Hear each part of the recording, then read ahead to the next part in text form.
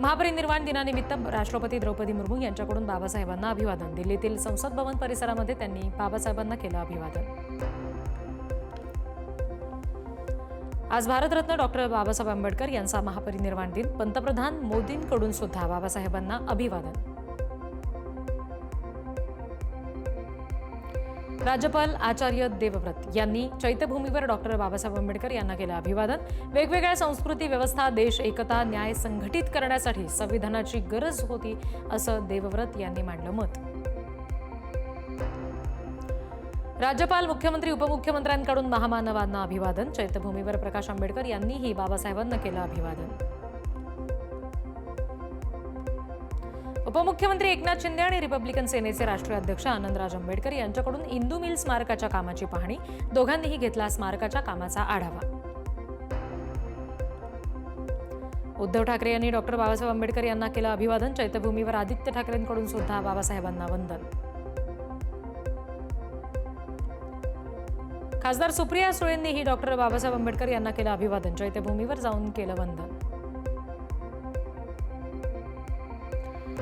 महापरिनिर्वाण दिनी आनंदराज आंबेडकर यांनी चैत्यभूमीला भेट देत बाबासाहेबांना केलं अभिवादन. अनुयायांना पुढच्या वर्षी अजून चांगली सुविधा उपलब्ध करून देण्याचा मदत करण्याचा प्रयत्न करू, आनंदराज यांचं आश्वासन.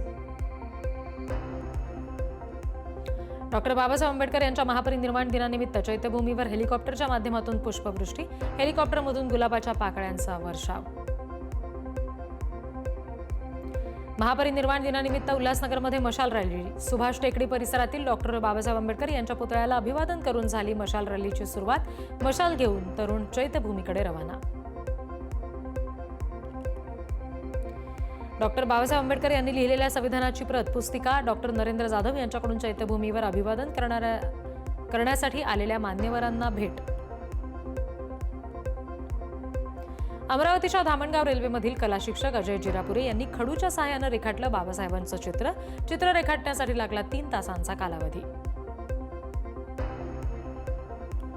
अमरावतीमध्ये महापरिनिर्वाण दिनानिमित्त बाबासाहेबांचा पुतळा असलेला इरविन चौक उजळला. भीम अनुयायांकडून बाबासाहेबांना अभिवादन.